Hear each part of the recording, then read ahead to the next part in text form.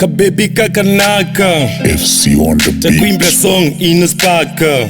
Yeah. Westlife na AJ Oscar. Ndiwe wabantima sindiza kusiya pia za kundima iwe ndiwe wanga.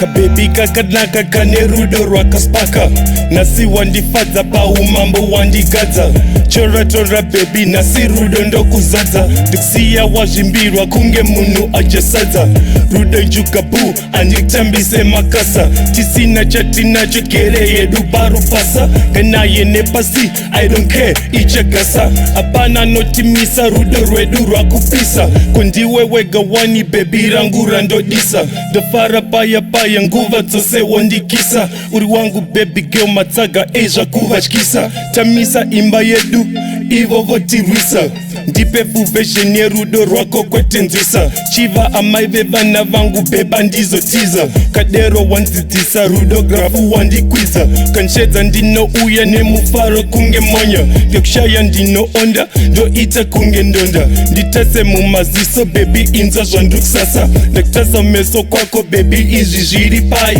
wabata moyo wangu kunge driver wehundai. Ndiwe wabantima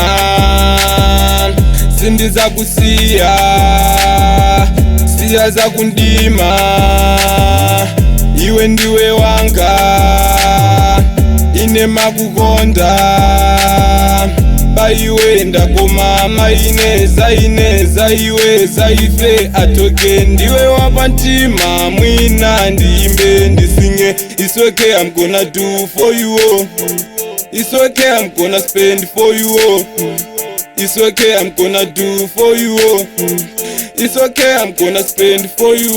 Wandifudza nguva dzose ndakufila sewai ngatenge pizza yedu tombosiya mangai chakuita zvose baby cause nditori mugai I love you to the end baby girl till I die just promise me wewe kuti you never cry ndaswera kuva newe baby so don't be shy mukufara mukusuwa nchange ndripo ondishai chikspaka nguva dzose nhamo dzako usagai ndotora testambek namagayo tidzibaye zviro zviedza chirega isusu titraye tisamire murudo zvinhu zvenjedu zvifaye vachiona vanhu sponono kuti ndindinaye ane vhesi yechidhori kumeso kusina mabori anakidza kuona nyangwe ziso horizori anputsa rute tang iri out kunge boki ngevava mbiri wese anoita kunge dongi.